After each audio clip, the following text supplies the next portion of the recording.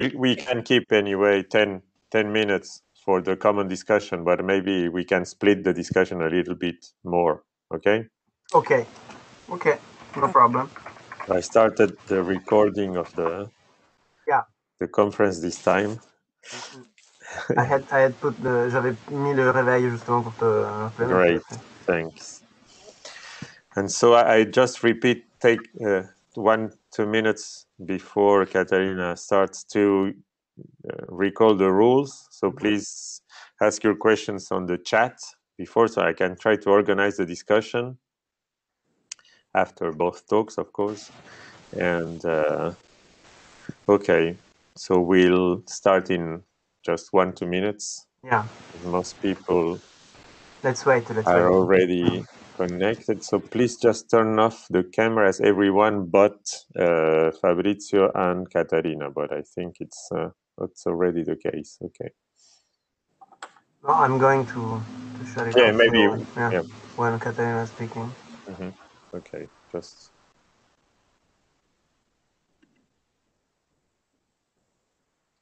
Great. Okay, so maybe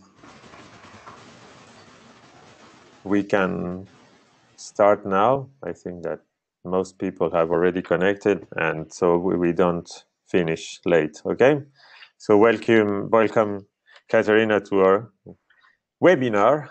And okay, you have 20-25 minutes, and I'll discuss your paper just after. Okay. Thank you. Catharina is Associate Professor and Head of Unit at the Division of Science, Technology and Society at the Department of Technology, Management and Economics at Chalmers, right? I met her, I met her in 2016 or 17, I think, in Lüneburg. Yeah, in March 2017. At a very interesting, conference at MEX, Media Culture Studies, Simulation Studies, and Research Center at Leuphana University, and the conference was about traveling codes, and I was very intrigued by Catharina's work about agent-based modeling. She works about ABMs in the domain of in the field of hydro citizenship, let's say, or how do you say, the managing of risks, impacts and certainties of droughts and water scarcity. This is the name of the project that she presented in 2017.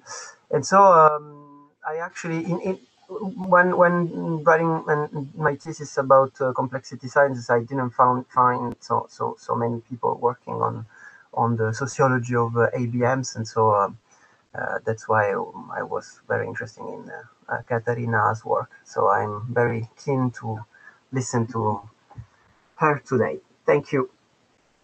The floor is to you. Thank you very much for that kind introduction, Fabrizio. That was a lovely conference in Lüneburg. I think, though, that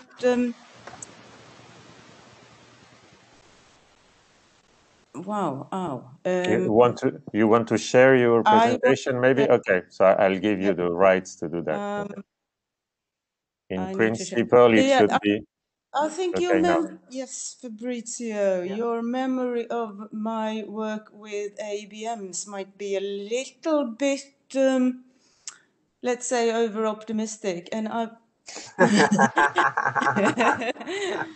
so I really, it seems like I have to download and install an app. No. In principle, you just have the share. Yeah.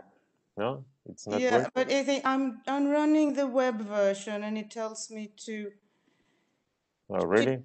Yeah, it tells me to shift to another. Or you can send it to me, maybe, Catharina. It's easier. No, as you want.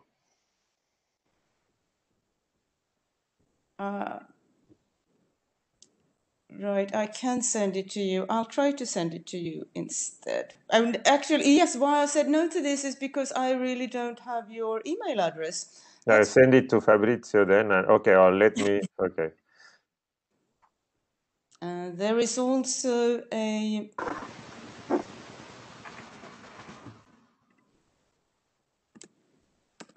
Okay. I'm sending it. Okay, I'm sorry. I'm sending it to Fabrizio. Okay. As soon as I manage to locate it here. It should be on its way.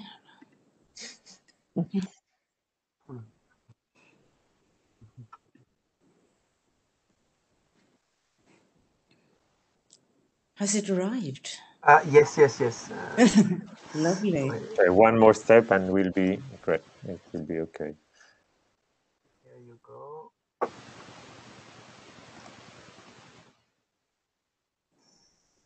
Transférer.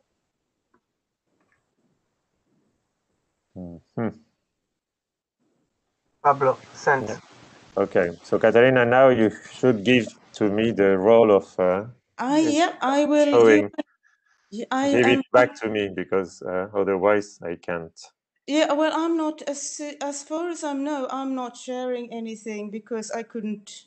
No, I know, but okay. Yeah. So I'll take you away. I mean, I'll exclude you from the meeting. You have to connect just in 10 seconds. Okay. Okay.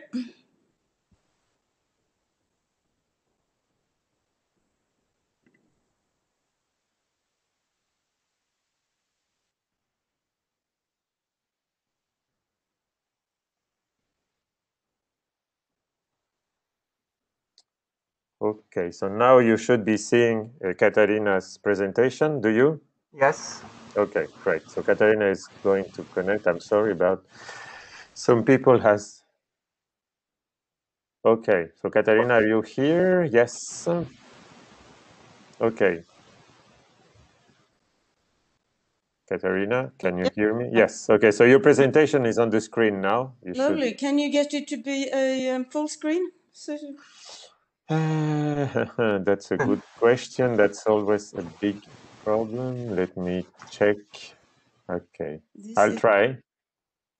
It needs to be because... Is that okay?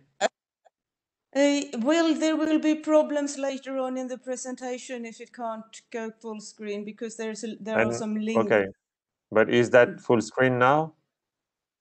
No, it's not. Not in my screen. It's sort of, presentation mode. Yeah, it's in the presentation mode in my screen, but not in yours. That's the problem. No. Okay. Last time, Pablo, you managed to at least zoom a little bit. Okay. I'll try it this way.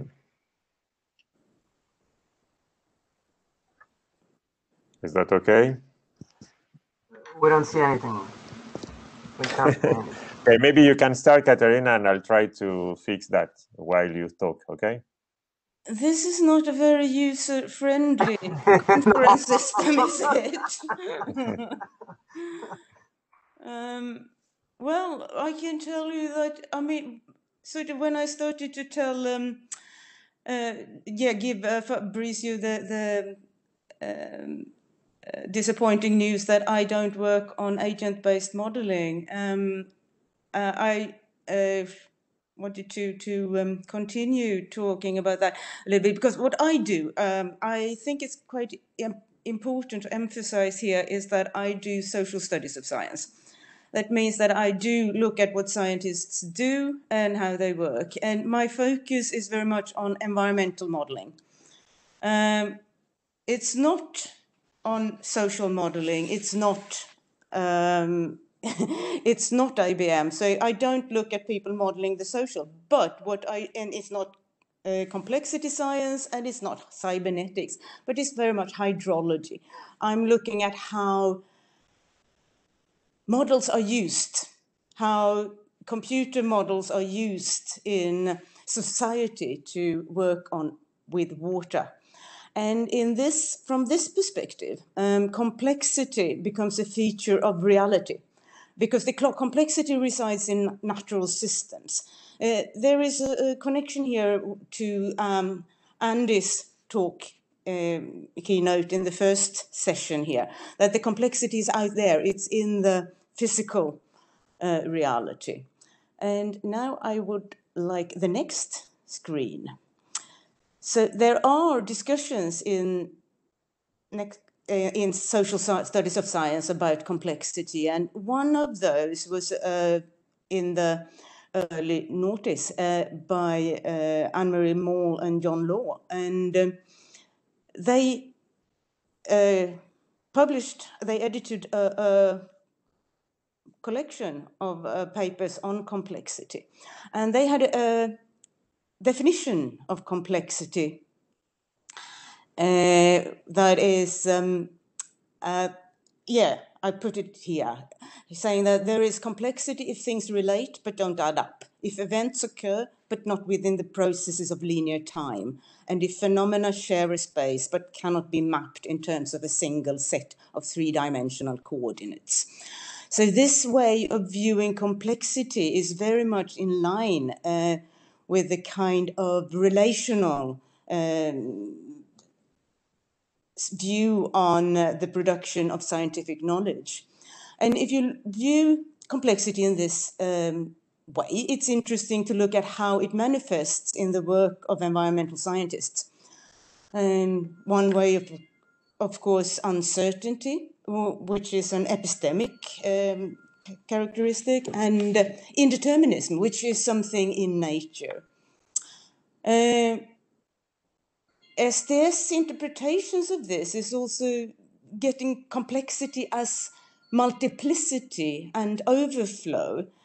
It's too much. It's that which cannot be encompassed by scientific means. So what becomes interesting to me then is how environmental scientists manage complexity in the modeling practices. When they speak amongst themselves, they do this in, for example, fields like hydrology. They use mathematical techniques and parameterizations to cope with uncertainty and overflow. However, environmental scientists are not satisfied with modeling purely for scientific reason. They also want to be part of society. And let's have the next slide. So environmental science in society is very much for the moment about environmental scientists who build models for use in environmental management. They try to create decision supports. Now, the problem is, of course, that environmental decision makers don't use the decision support based on environmental science. So we have a lot of scientific models that are created for use in society that are not being used. And there are obvious reasons for this. If we have the next slide, I'll give you some key ones. So science and decision-making are obviously quite different activities. And environmental science, scientists are interested in representing environmental systems in their computer models to simulate possible events. That is really what they're trying to do, while environmental decision-making on all levels, from local to global, what they're actually about is intervening in infinitely complex, open-ended, partly unknown material totalities encompassing us to address problems that are often about mitigating negative impacts of previous interventions. So there is an enormous amount of overflow there, if you talk about it so. So why do we want to mix the two? Well, the original driver for environmental science was to apply scientific knowledge to environmental problems for management purposes. This was in the 60s when it started out as a field. Today, though, scientists have come to create models that nobody uses, and they publish findings for a readership of other scientists, while environmental managers and decision makers struggle with an increasing number of challenges and wicked problems. So funding agencies who allocate public money two environmental scientists wanted to become more useful. If we have the next slide.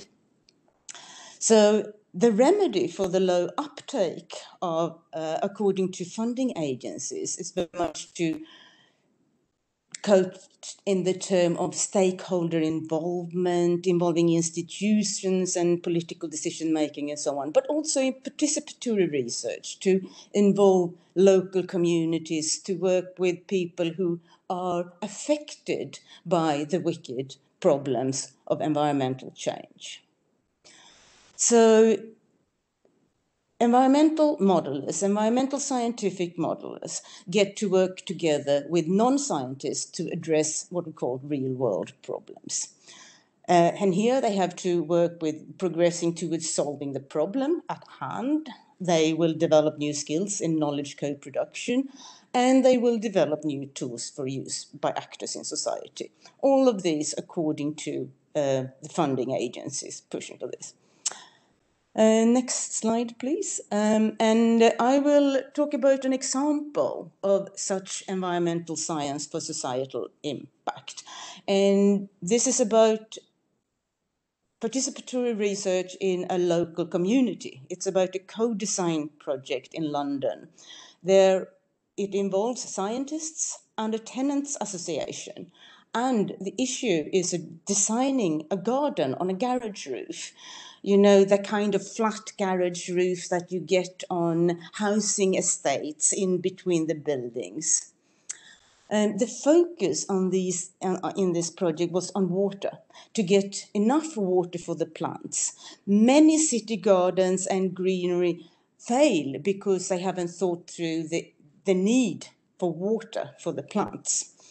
There is also about water retention capacity, which is about reducing a growing need to reduce runoff from hard surfaces in urban areas, because urban area pollution, water pollution, is quite sensitive to runoff from buildings and built up impermeable spaces. So the garden showed potential for doing that.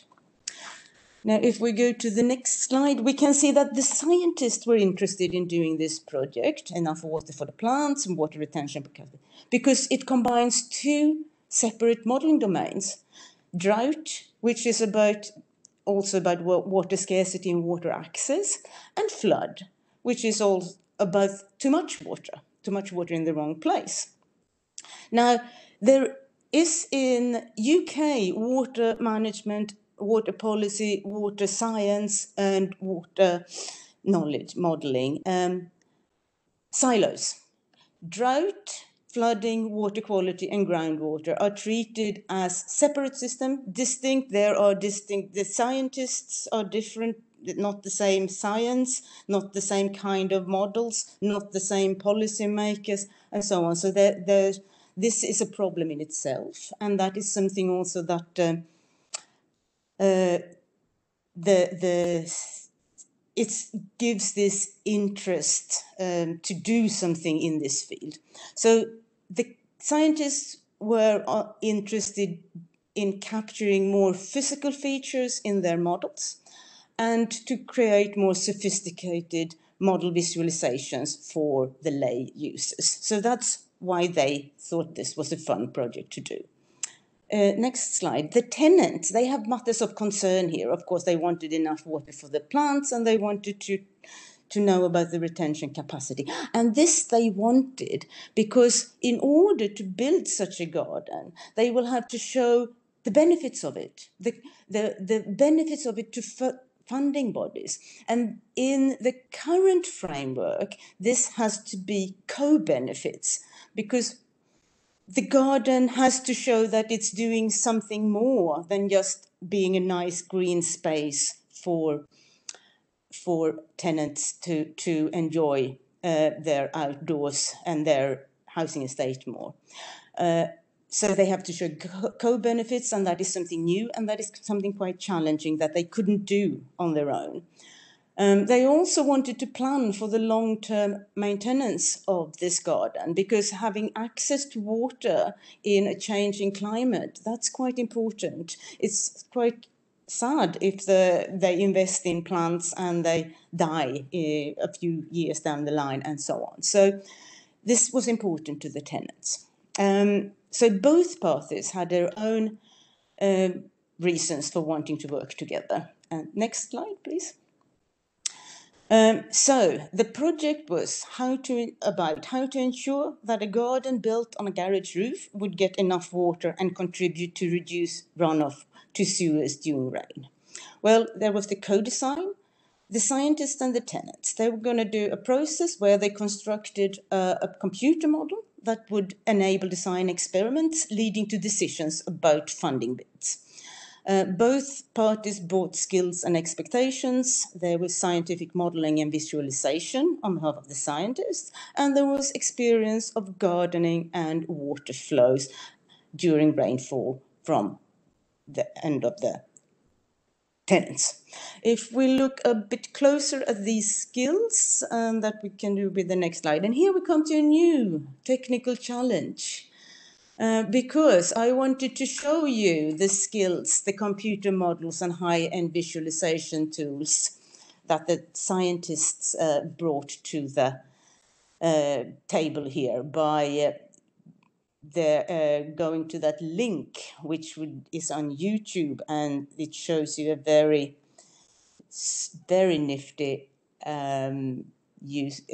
interface. Models and graphic user interface. Is it possible to get that video working on the link? Pablo? I mean, it actually on my screen it is, but let me just try again. It's just a problem of okay, and I'll share up. So just tell me when you see it, because yes, now we see it. Okay, so I mean, what do you want the sound? Yes, please. Okay.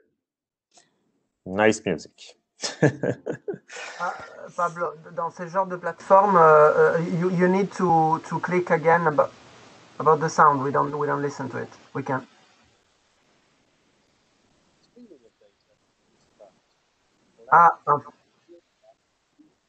We can listen to it, but it's very low. Or even your planet. GV2 and our core Visionary Render engineering visualization package.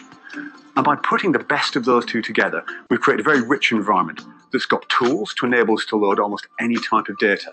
Streaming base layers, volumes, point systems, database querying capabilities of GV, and combine those with the engineering, PLM visualization, metadata-rich environment that's used in engineering data management. So one of the real leaps forward with GeoVisionary 3 is the way we can bring together disparate data sets. We can bring in stuff from geoprocessing servers, web services, different model formats, for example, wavefront objects, and data from the ArcGIS link into the same environment and analyze them all together in the same scene.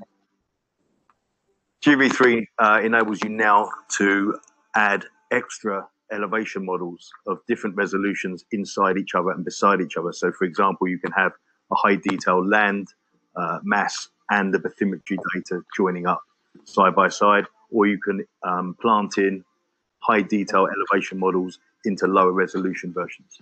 The new external connectivity built into GeoVisionary 3 allows us exciting opportunities to connect to external databases or streaming data sets.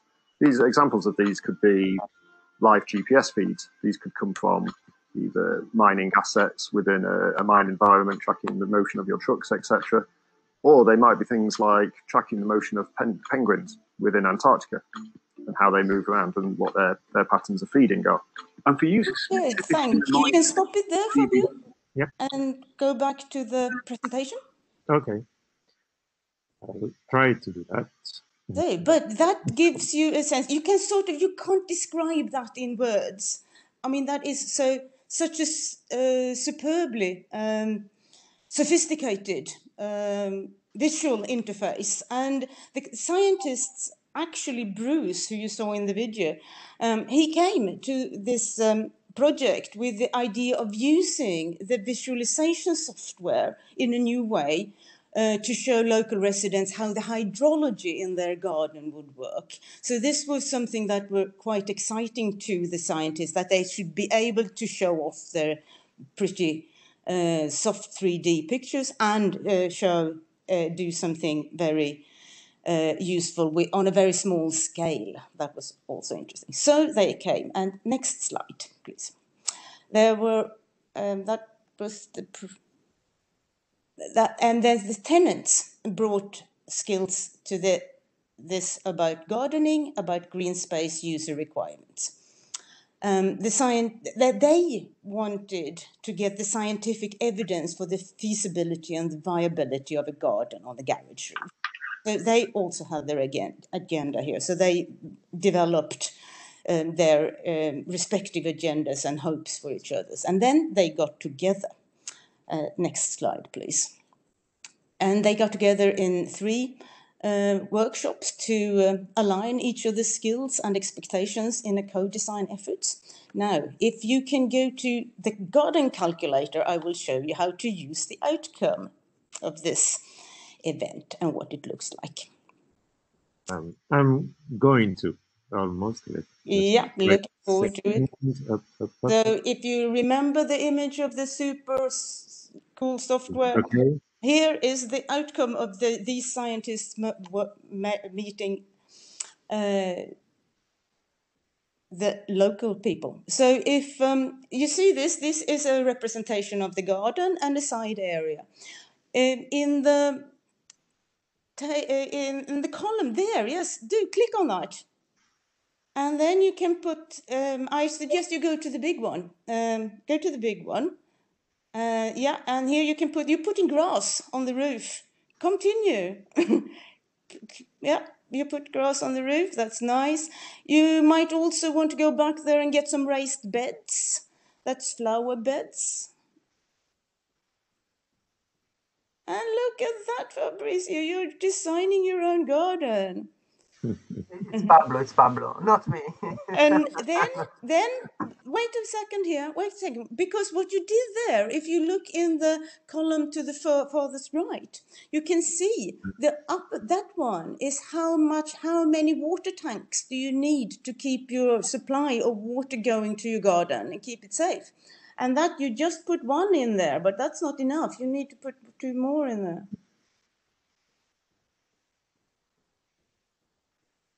Okay, now you got enough water. And if you look at the circle beyond that, you can see how much runoff reduction you will achieve by the garden design you have. Could be better. You need to do it again. If you go to the red, to the bottom of that, yeah, then you can take it away. And yeah. Okay, thanks, Fabio. Now you can go back to the presentation. So the thing with this the outcome is compared to the GeoVisionary, an extremely simple visual interface. They had no use for their 3D stuff. It also visualizes very few data sets. There is not much data in different data sets in there. It also, what it gives are some very, very clear links between garden design and water. So if we go back to the thinking about what the complexity was, whose complexity we're talking about here, So the complexity for the scientists before going into this was about the diverse data sets. That is something they conquered by representing data in the visually very sophisticated interface of GeoVisionary. Now the thing is, of course, that GeoVisionary was created for use in society. But it presupposes a general interest in representing as much heterogeneous data as possible. Now, complexity for the tenants, that was actually about the socio-material system. They needed to understand water access and explain garden benefits in order to manage permission and funding intricacy. So the garden calculator does that. The garden calculator makes the liberation explicit. The garden calculator enables intervention in a much more complex system, society, green roof, water, and so on, than what geovisionary would.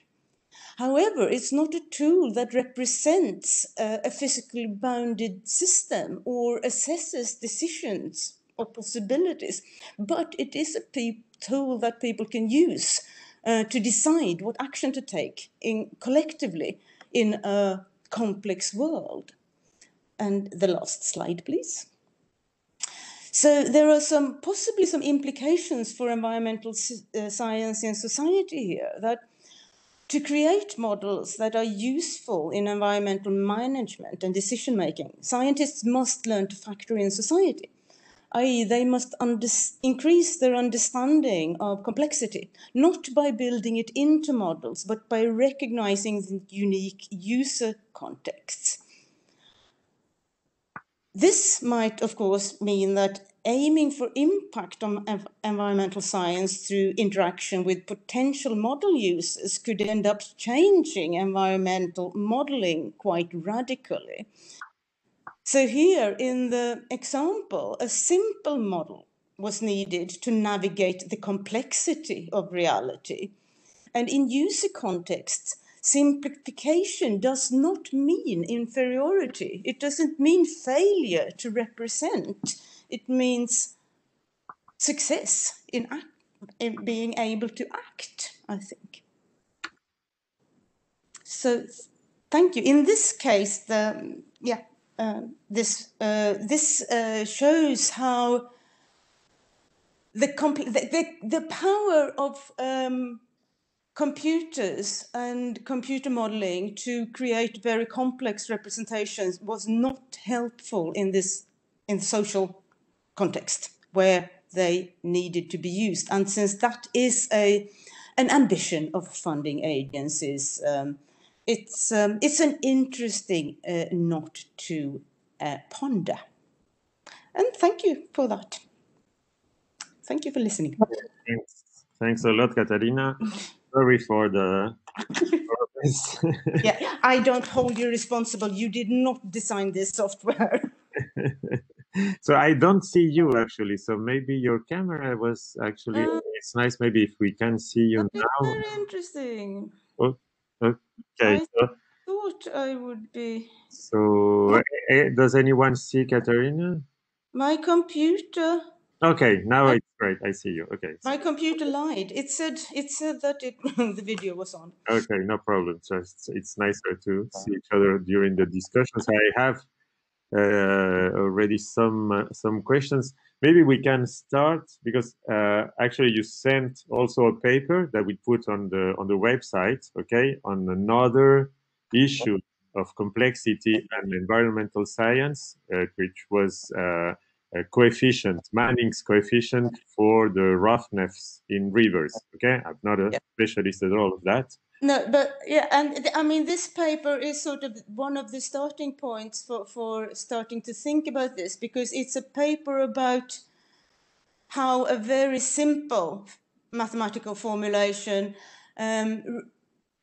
sustains its traction and to people working with interventions in real life systems throughout a century, while the scientists think it way too simplified and develop a very sophisticated approach that they want to replace it with, but which is not.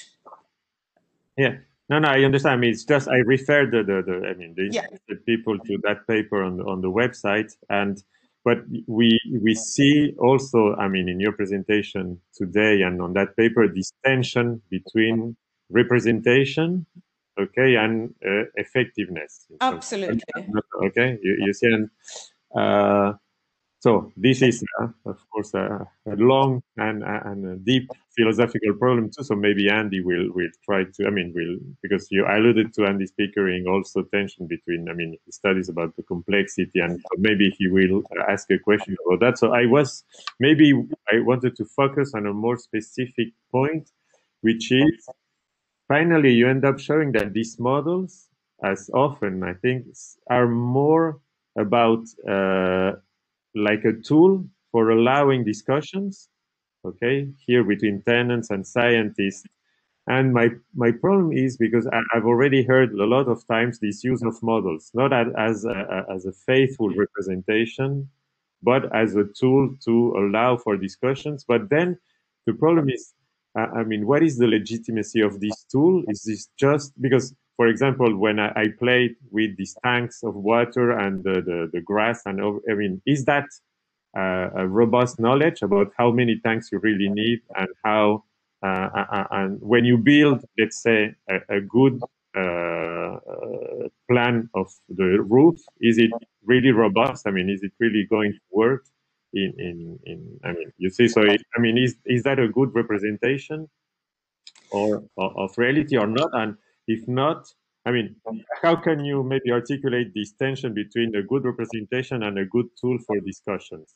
Are the two related really, or not? And okay. Well, the thing is, the scientists I work with always view models as tools. The question is, what are they a tool for? Are they a tool for predicting how a natural system or an environmental system, how the physical system will develop in the future? Yes, the scientists I work with, they often work, they're water scientists, hydrologists, water quality scientists, and so on. I also have worked with some morphologists and geological scientists and environmental scientists, ecologists, and so on. What they talk about when they talk about why they build models, it's not the value. The model is in their discussions always a tool. They want to know something. They want to use the model to learn something. This is just the same in the garden calculator. There's a tool that you want to use to learn something, but you want to learn very different things. While scientists are very interested amongst themselves to learn about and understand and discuss the way in which this natural system might evolve in different circumstances, the tool used for the garden calculator is to be used to navigate a different, that's about action, and that's about doing something, not knowing. So, but the modeling, the principle of modeling, that there has to be a system representation that is as accurate or robust as possible to start with, that's the same. Okay, so they equate representation and faithful. Okay, so there are several questions. I would have others, but I keep them for maybe the general discussion. So maybe Agnello Agnello Lampo wants to know what you mean by an environmental scientist. Is it a particular research area like ecologists, geophysics, etc., or is that as a label? Can you specify maybe that label? This sort of the environmental scientists that usually used as the broader label. Within that, you have hydrologists, ecologists, geomorphologists, biologists, and all that. You often find them in places like environmental science. You have climate scientists as well. They sometimes work together very often in the kind of projects and programs that funding bodies make up to make science useful. You find a collection of them, so that you will have interdisciplinary teams and interdisciplinary projects and so on. But the kind of scientists who work they work on environmental problems. I'm particularly used to working with water scientists. Okay, and so Fabrizio, there was maybe a last question by Fabrizio, if you can ask it yourself. First of all, I wanted to. I'm sorry because I wasn't clear in the presentation. If I gave the idea that you were working on ABMs, like using ABMs, that's not what I meant. Sorry. But my question is, you talk about the complexity for the scientists. I mean, the main concern for scientists about complexity in your slide was about, in your presentation, was about data. Do they ever talk about the complexity of the modeling itself? Because in my research about complexity scientists, a debate that comes over and over again is about keys. Keep it simple, stupid. In general, this goes well for people having an epistemic culture from physics or influenced by physics, to make it simple, and kids. Keep it descriptive, stupid. And in that case, it's more life sciences and even more social scientists that try to complexify as much as possible the model, still by respecting parsimony, or the Occam razor. To say it in another way. So this is a first. I mean, my question, and I have a comment also because I think this really reminds me. I don't know if you know, Catharina, companion modeling. Do you know the community? No. Okay. There is a community in France at CIRAD, CNRS. So it's like.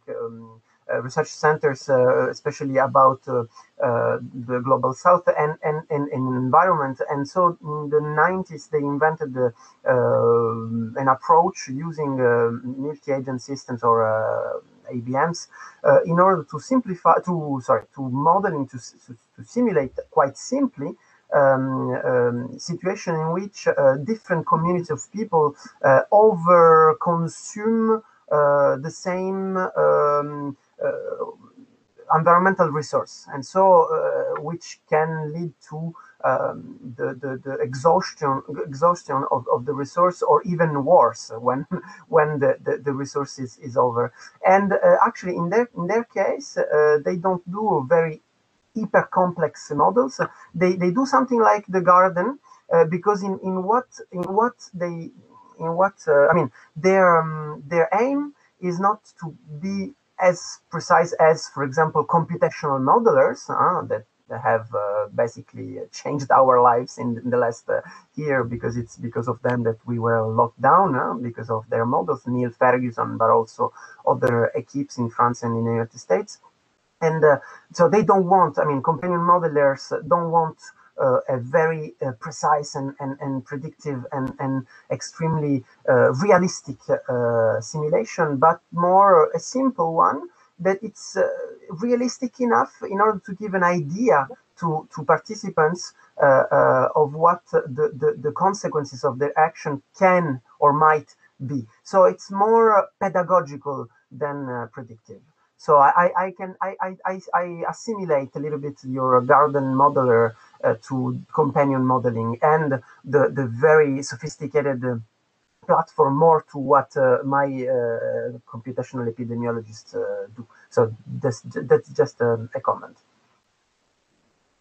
Yeah, yes, companion modeling, I think, is very much an example of how different modeling looks from when you're doing it with the actual intended users of the modeling, and I mean, it's just like it's a different. It creates a different outcome. I think. So that, companion modeling is one of the ways in which modeling becomes very different when you do it in order to address people's matters of concern and actual decision making.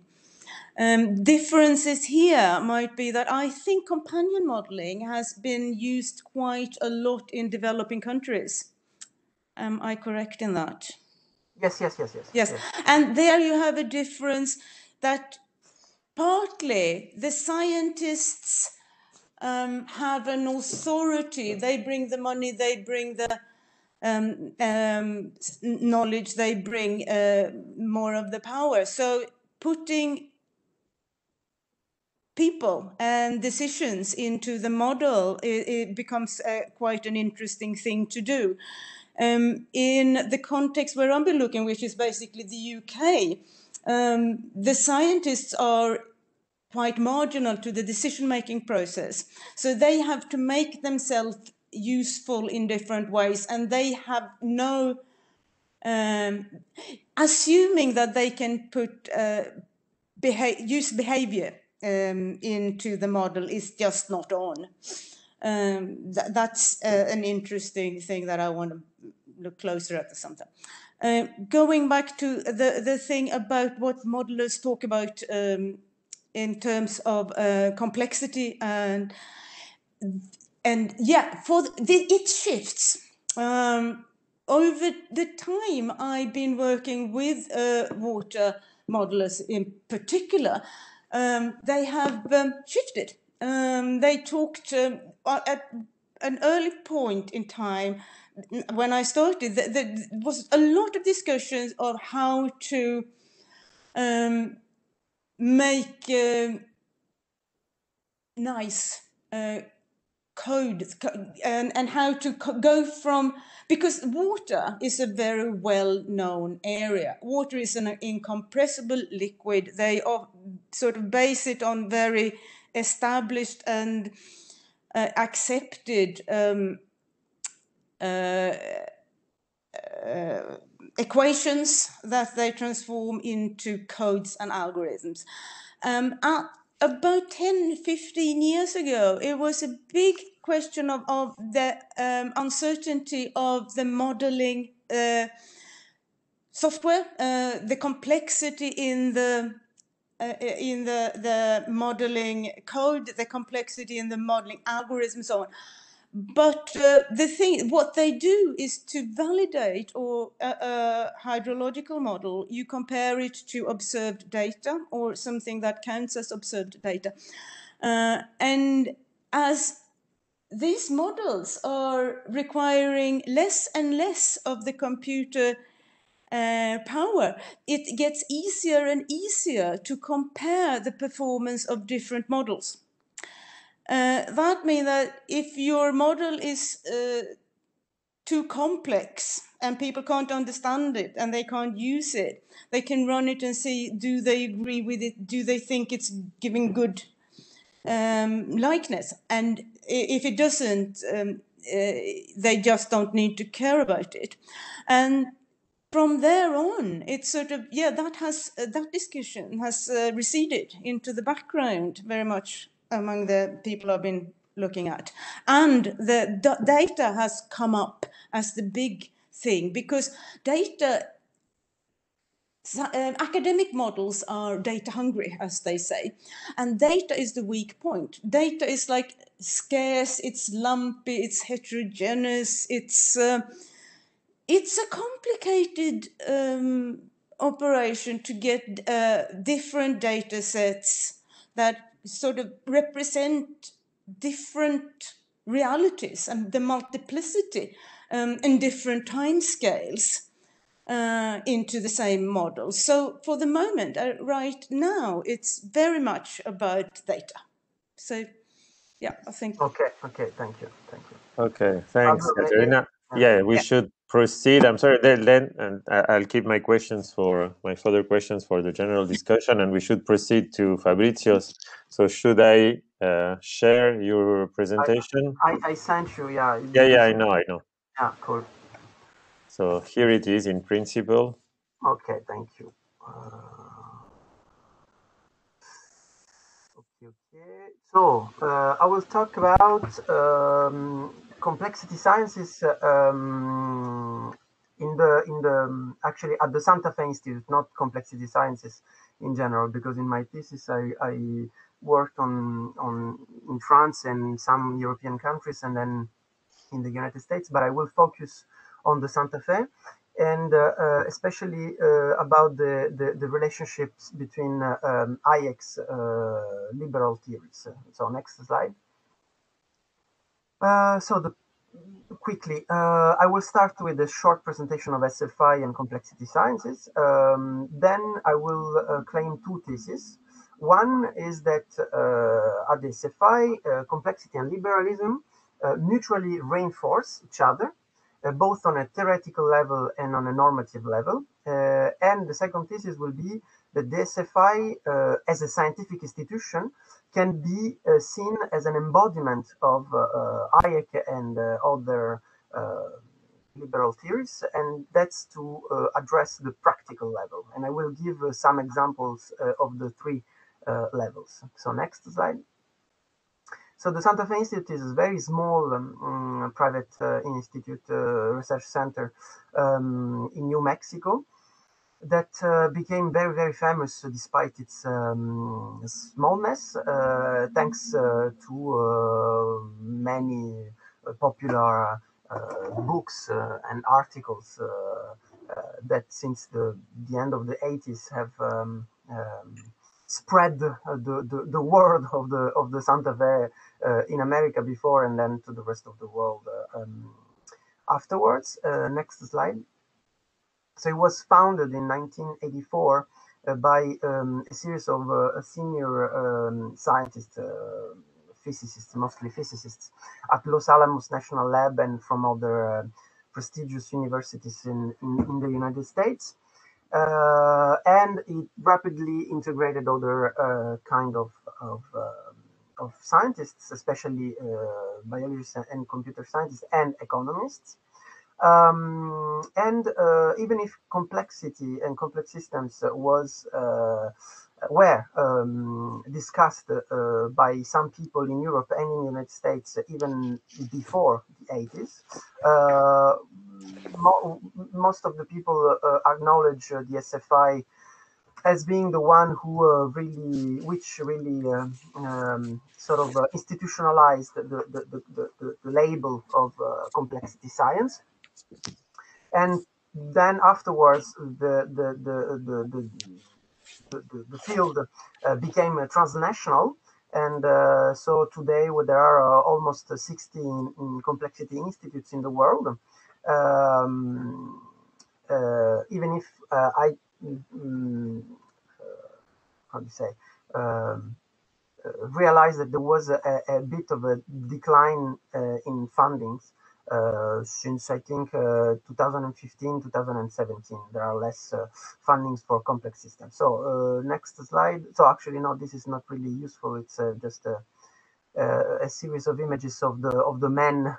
Not very many women working on this at the Santa Fe at the beginning, so we can recognize in the upper parts some physicists like George Cowan from left to right, Philip Anderson and David Pines, and then you have in the middle Christopher Langton and John Holland, who are very important computer scientists who developed respectively agent-based modeling through artificial life, Christopher Langton, and genetic algorithms, John Holland. And in the right, at the bottom, you have Kenneth Arrow and Brian Arthur, who are also very important economists. So you can go, yeah. The canonical definition of of complex system, actually of complex adaptive system, which is the specificity of the Santa Fe Institute, that computer scientist Melanie Mitchell gives in her popular book Complexity: A Guided Tour, contains, in my view, basically the entire epistemic project of complexity sciences, at least in the Santa Fe Institute style. So the definition is the following: complex system is a system in which large networks of components with no central control, this is important for Hayek, and simple rules of operation give rise to complex collective behavior. So the simple rules reminds the tendency of physicists to try to find the basic simple rules that give rise to very complex physical phenomena. Also, information is very important, and adaptation. A certain interpretation of Darwinism is also fundamental at the Santa Fe. Next. Yeah, so this is an article that I've published on Filosofia Scienze, where I describe this epistemic project, which is synthesized in the next slide. So I found four main recurrent discourses. One, it's about the computational view of nature and society. That's why I talked about, I put the accent on information. So the second element is the search for simple rules of at the basis of different kinds of complex systems, for complex adaptive systems. And until 1995, at the Santa Fe Institute, the project, the official project was to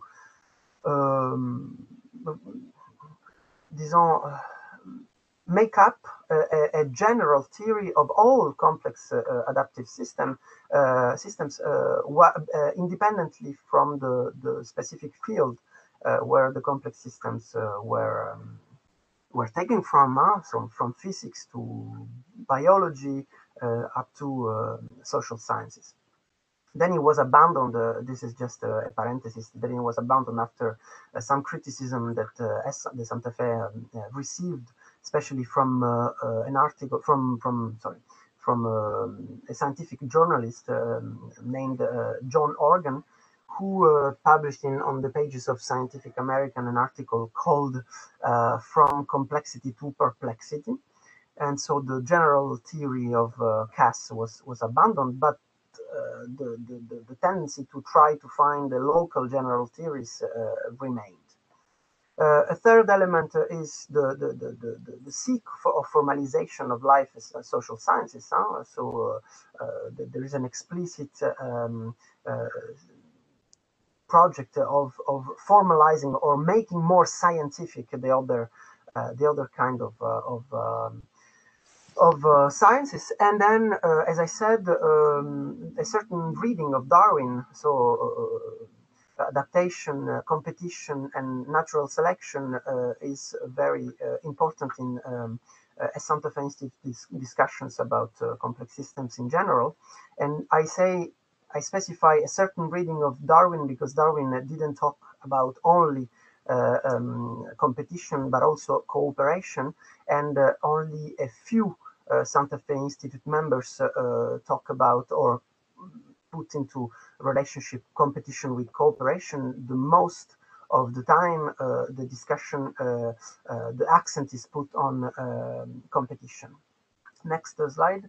So this is just a list of the main digital and mathematical tools that the Santa Fe Institute contributed to develop and make popular in science and outside. And so, as you can see, basically all of them come from computer science or physics or mathematics. And many of them are or quite in some cases they are, like genetic algorithms, an embodiment of Darwinian competition and adaptation. In other cases, like agent-based modeling, the modeler can choose where to put the accent, if more on competition or more on cooperation. Next. So the first thesis is that I claim. Actually, I forgot to say that. I'm sorry because no. You can say. Oh yeah. No, I forgot to say that I didn't put any text for my presentation because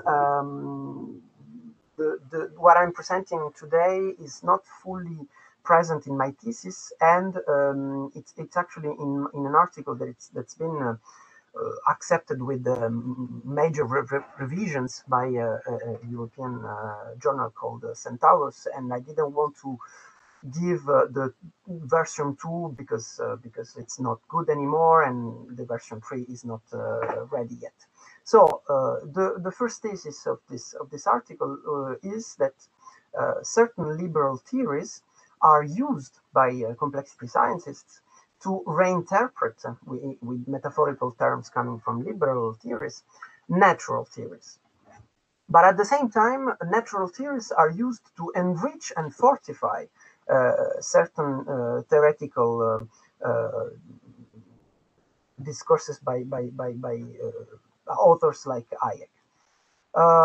So this is visible both explicitly and implicitly on at least 3 levels, as I said, theoretical, normative, and practical. And that's why I will talk about co-productionism, because it's in STS, co-productionism is a paradigm in order to underline the fact that science and society are not separated, and causalities are not simple between the two, but entangled and complex, and so the two co-evolve. Next slide. So I have several examples. I will probably be fast. So a first example on the theoretical level is that you have several explicit, how do you say, declarations of interest, let's say, from complexity scientists from the Santa Fe Institute towards authors like Hayek, but also Schumpeter. And for example, you can read in this interview extract from one of the Santa Fe Institute bulletins, this physicist, Cosma Chalizi, who says that today we have a much better body of abstract theory about emergence and a wonderful assortment of models, and they make very nice analogies to what Hayek and Schumpeter talked about. So somehow for complexity scientists, the new tools that I presented a couple of slides before, developed at the Santa Fe, can be seen as sort of a tool to renew the old theories from Hayek and Schumpeter, that, as you know, were active some dozens years before. Next slide. You have the same kind of declaration of interest from social scientist Robert Axtell, who even thinks that Hayek distributed and decentralized view of the social can be seen as a wellspring for renewal of the complexity program at the Santa Fe. Then I will give a couple of examples of the embodiment of some of these aspects, especially Hayek, decentralization and lack of control, but also Darwinian competition in some of the tools developed at the Santa Fe. So John Holland genetic algorithms. Next slide, which is clearer. You have, okay. So yeah, thank you. Genetic algorithms are basically algorithms for optimization, for solving problems, which are based on the competition of different algorithms, which are solutions to the problems, and the program multiply the different algorithms by randomly, and the different algorithms are tested on the environment, which is represented by the solution, by the problem to solve. And so the different candidate solutions that the algorithm randomly produces are tested as if they were different living beings that have to survive within the environment. So the next slide shows another example from Swarm, Christopher Langton artificial life platform in order to simulate living beings. And there is in the on the bottom on the right of the image. So these are extracts from the Santa Fe Institute Bulletin from the 1988 number issue. And as you can read, the most intriguing demonstration have been those in which lifelike qualities have emerged spontaneously, surprising even the programmers. So there, you have, in a nutshell, the entire program of complexity sciences, even beyond the Santa Fe Institute, in which both the lack of central control or central designer in complex systems is always put forward, and as a demonstration of the usefulness of the computational modeling, there is the fact that when modelers launch, design and launch a model like Swarm, they tend to be surprised by the behavior of the system, and this reminds, this reminds or explains why complexity scientists have found a very interesting ally in Hayek, who, as you know, used to talk about the lack of control, lack of designer in the emergence of the market, and about the fact that it's impossible for a state or for a scientist to have a sort of a global, exhaustive,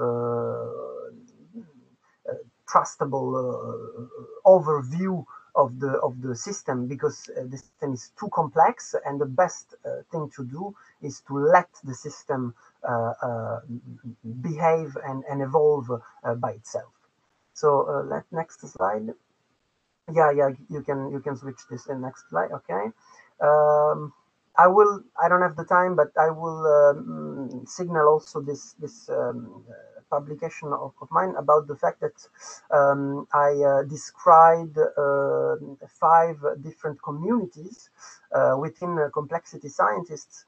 I think that there are even more than 5, so it's not exhaustive, but it's to give an idea about the internal differences within complexity scientists, both on the epistemic culture level, but also on the normative level, because all these different communities have, if you can say in a very large way, different political projects, and some of them have the same metaphysics, and I would say also the same project as liberalism, but or as Hayek liberalism, but also other communities do not share the same metaphysics of society, and neither the same liberal view of society. And one of these examples of not liberal complexity scientists is precisely the companion modeling community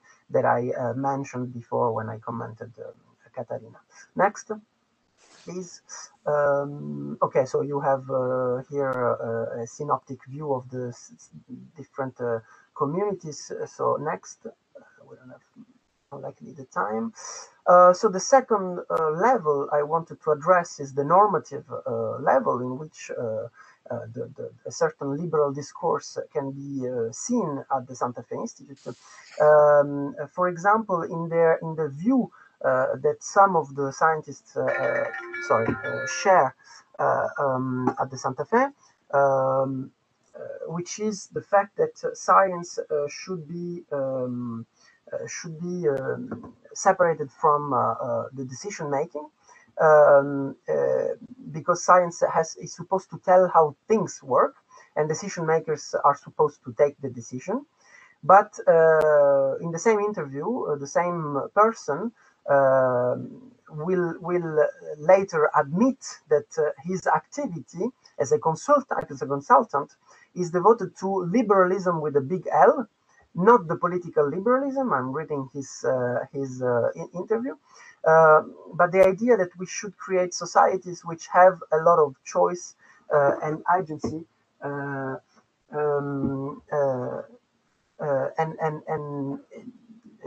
so you can say that that's political, but I think it's also quite consensual in terms of that being a good thing, and that science can tell you a little bit about that conditions that generate more of that.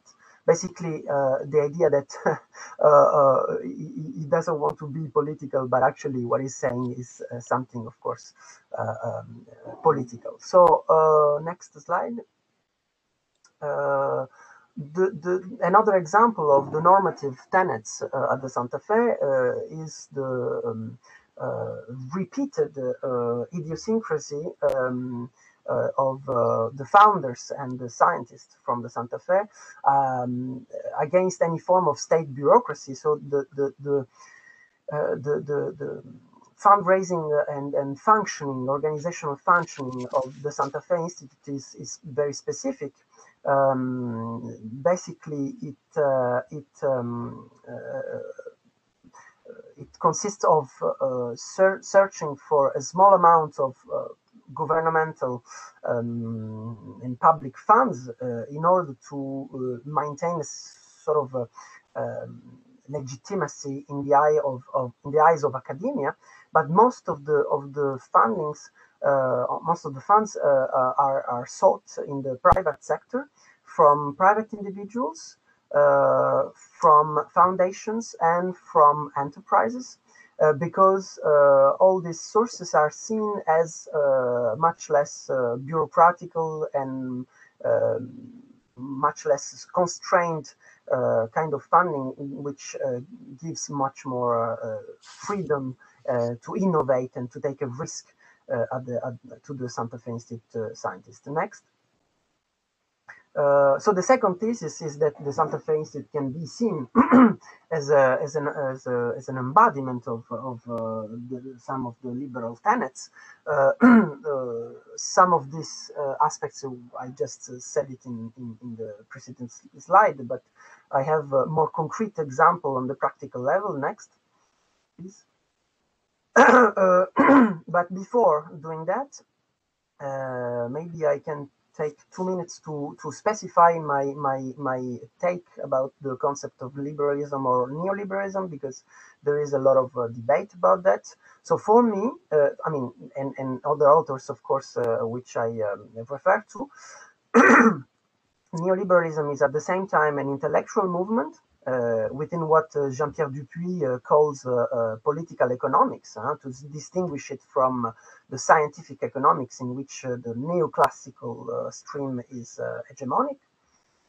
It's at the same time a political project and at the same time an historical period. Next slide. But of course, I want to remind that there is this debate going on, because some other authors prefer to talk about simple liberalism or simply about capitalism, and others yet who even refuse the term whatsoever by judging, because they judge it too simplistic and even contradictory. And I think these authors, even if I don't agree always with them, I think they push us to something interesting, that is to be more precise.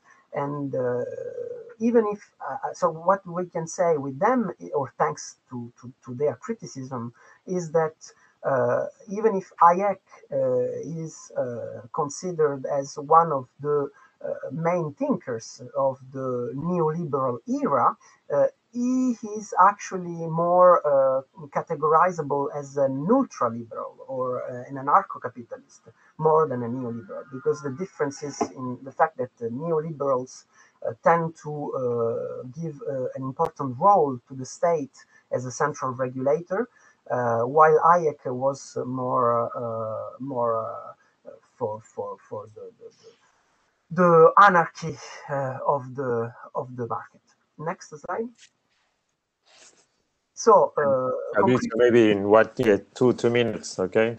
Yeah, okay. So to finish very quickly to present my thesis, basically we have different examples for the porosity, about the porosity between the FI and finance and industry in the way it functions. So, for example, in this slide you see that one of the first workshops at the FI was the one uniting physicists and economists, and it was founded by Citigroup in order to develop new tools in order to predict financial markets crashes. Next slide. You also have examples from the Santa Fe Institute, some people getting out from academia, like Don Farmer and Norman Packard, in order to found a new company called the Prediction Company in order to beat the financial market. And next slide. Another and on the fundraising level, also you have this institutionalization of the relationship with the finance and industry through what was called at the beginning the business network and what was later called the applied complexity network, in which basically the enterprises give money, 25,000, today it's more 40,000, and they can ask the scientists some consulting and some explanation of their research if they are interesting for the enterprises to solve management or chain production problems. So last slide. So yes, well, actually, this is the conclusion in order to sum it up, but I think it's quite clear. Thank you for your attention, and sorry for saying too much in little time. Okay, thanks, Fabrizio. So I'm looking at the chat. So no question for the moment. So I'll take advantage of that, and maybe one question for both of you is when we talk about complexity. Okay, so Catharina said that complexities are there in the world. Okay, so the world is complex. But the question, of course, that may be more useful is when people use the word complexity or the fact, or they say that the world is too complex. For example, what are the effects of that? I mean, why do people talk about complexity, and what's the result of that? And for example, Hayek is known to use complexity, for example, to criticize planification, to say, okay, the world is too complex, so you cannot use planification. It's not efficient, so you have to use other tools. And this is my other question, is the market as a tool or the model as a tool? And okay, let's start with complexity. So what is complexity used for? Okay, for Hayek is clearly to criticize planification and to say that market is legitimate. Okay, even if he never uses complexity to criticize the market, because you can also say that the real life is too complex even for the market. Okay, I mean, you could use complexity also for that, but Hayek chooses only the complexity that hampers the planification. And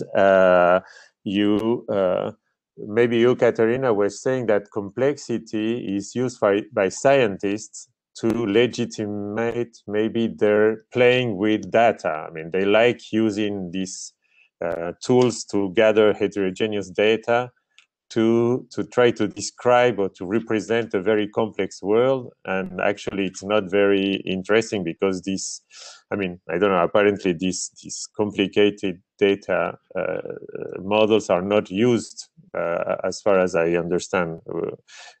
What they use are much simpler ways of representing this complexity.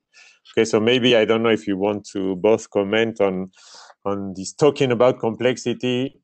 Where does that lead? I mean, why? I mean, what is the political use of complexity? Maybe we could say. Maybe Catharina, you want to start if you want. Yeah, and David Chavalarias then has some remarks, but I mean, I don't know if you have to comment on this complexity, otherwise we can also go to the questions. I can, yeah, go ahead.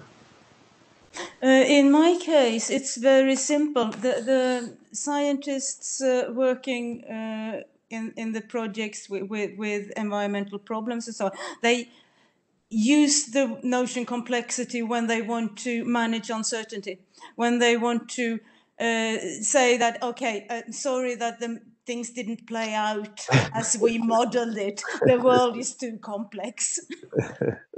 Okay, so then as an excuse. Okay, so let's move on to the other questions, unless Fabrizio, you had some. Yeah, we have many questions now, but okay, go ahead. Your question gives me the opportunity to specify something which is quite important: a difference between Hayek and Santa Fe Institute complexity scientists and economists in particular, because Hayek is quite coherent in the fact that for him the market is too complex, so nobody can really planify it or plan it. And then he also used to criticize the economists who wanted to model through mathematics or to computer sciences the market.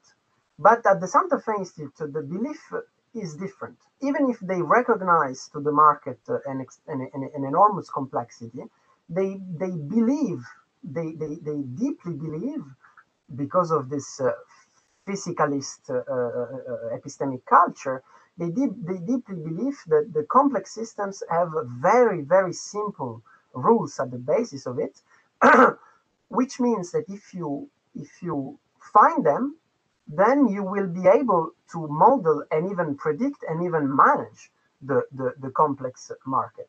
So this is a very, very important difference between Santa Fe economists and Hayek.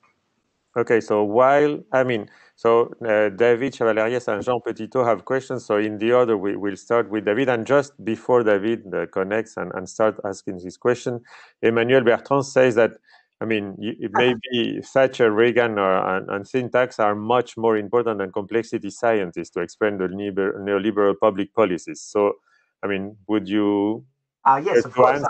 Say a word about that, Fabrizio? I totally agree with with Emmanuel. I think that the think tanks are there to operationalize and complexify general theories coming from people like Hayek and others. And I think that the complexity scientists from the Santa Fe Institute have influenced the liberal discourses. For example, in Paul Krugman, you can see, but also in think tanks, you can also see this influence, because I can give you several evidences, but I will give you just one, which was in one of my slides, but I didn't say it, is that some of the people from the Santa Fe Institute, especially the founders, but not only, have collaborated actively and for a long time with some of these neoliberal think tanks. And I think I'm not sure, but I think that it would be possible to do. And I actually wanted to do it, but it's too long, and we cannot do everything in one thesis. But I would have liked, if I had the time, I would have liked to do a similar study as Boltanski and Capello have done about the new spirit of capitalism in France, by analyzing the impact of a certain complexity and network theories influence on management, in order to detect the difference of the epoch between the second wave of capitalism and the third wave of capitalism, the neoliberal era. I think that it would be possible to do the same, exactly the same work that they have done, because they have used quantitative scientometric tools in order to quantify the co-occurrences of terms in this text. We can do the same, I think, in America, to detect the influence of the complexity jargon on management and on liberal theories. I think it could be possible, but I don't have precisely the proof of that. Thanks, Manuel, for your question. Thanks, in all the time. Okay, so please, David and Jean, David first, and maybe very short questions, please, so we can have some time. Yeah, just a quick remarks about the articulation between and justification or cross-justification, as you argue, between neoliberalism and complexity theory. When you look at the complexity theory point of view, then there is no particularly defense toward liberalism, because so you have self-organizing systems that can go to different attractors, and you still can act on them. Take example as a biology, and it's not because the immune system is very complicated and complex systems that you don't get vaccines. So the mere fact that you can do vaccines and plan vaccination campaigns in health demonstrates that actually, even if you are in a phase of a complex systems, it has sense to have the states that do some planning and action on these complex systems. It just, from my point of view, just push the emphasis on the question of regulation rather than specific planning. But now, from your question, your remark, Fabrizio, about some of SFE people trying to justify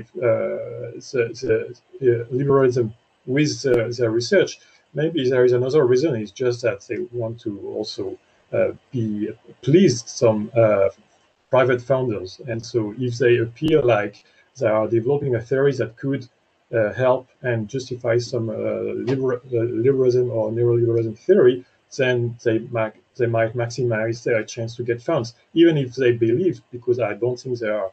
I think there are good scientists that even they know that there is no specific justification for neoliberalism when you turn to our complex systems, except that you have some decentralized systems and you can act on them by regulation and make them switch their attractor or something like that. So maybe this, for some people, this justification or praise of neoliberalism with complex systems theory is just like marketing.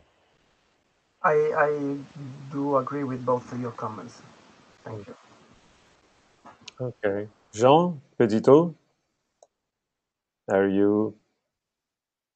Okay. Thanks. Many thanks. It was very interesting.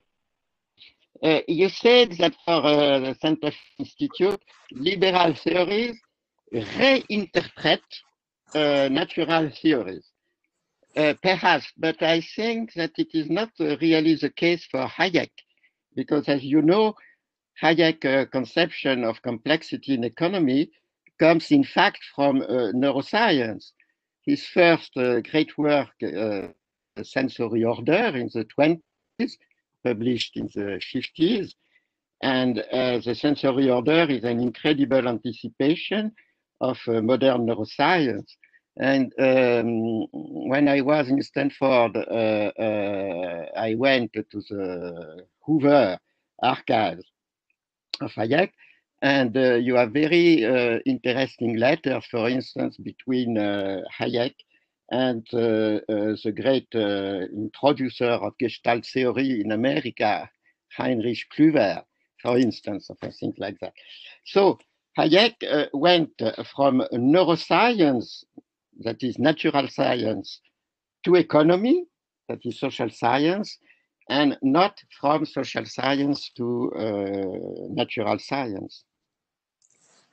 Okay. I'm so sorry. Yeah, and okay. So Fabrizio and it wasn't clear. I meant thank you for this. It's very interesting. But especially the archive, I would be very keen on reading these letters. I think that it wasn't clear what I said, because I said it too quickly.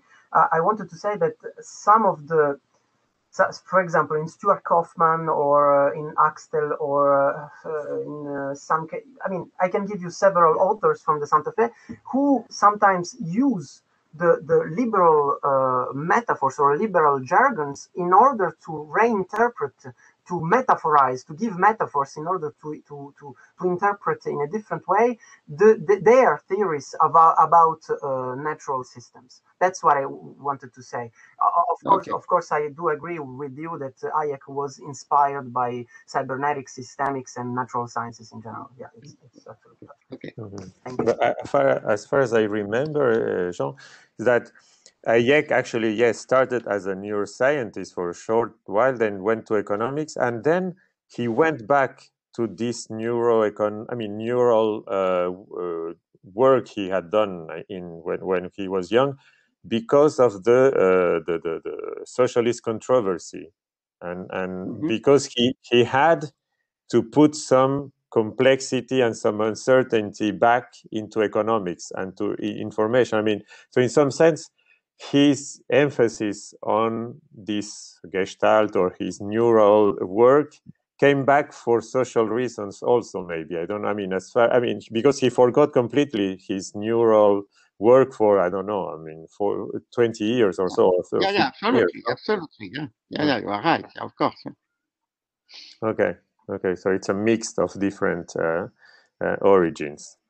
Okay, well, we are just on time, so I would like to thank Catharina and Fabrizio, since there are no other questions on the chat. So please, you can read the papers, at least by Catharina, and then some of the references that were given by Fabrizio, okay, on his presentation. Maybe we can put your presentation, Fabrizio, on the site, okay, on the website. So at least there are the references.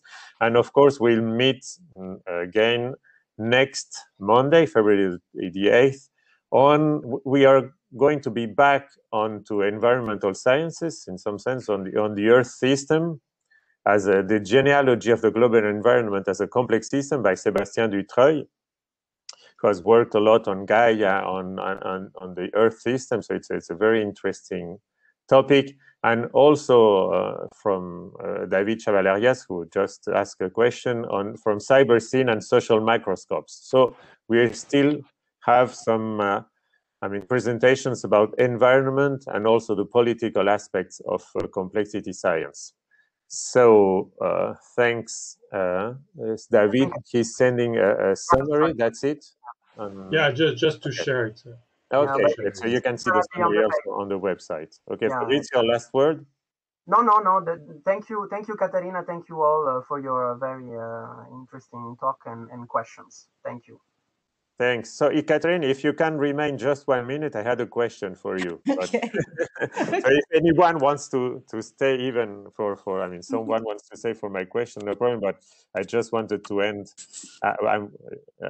I had a question, but about your paper, the paper that you put in the website on this Manning's river, is because you oppose this effective value of enduring quality of Manning's, and the fact that it's an effective value for the roughness or whatever to characterize a very complex river morphology. So you oppose, in some sense, this effective value and the real complexity of the river. But as a physicist, we would say that actually even the most fundamental physical variables, like the charge of the electron, if you want, to take a really fundamental value, are effective. Okay, we always, even in physics, put the complexity into a black box and try to characterize that just by a number. Okay, but the question is, this number as an effective parameter is only valid within some range, and maybe the difference is that in physics we know quite a lot, quite in robust way, the range in which this quantity this single value is a faithful representation, okay, of the complexity, of the inner complexity in some range of energies, for example, or in range of situations. And for the river, this range is not that clear, okay, is in the range of validity. And I actually was surprised to see that n varies with the flow in one of the images. So maybe, I don't know if you have a comment on that. Is that good to oppose this effectiveness and the reality of the representation. That was my. I think I'm going to do the thing. It's a question of context. Why do you want to use this device? Why do you? What is this tool for? Mm-hmm. And in this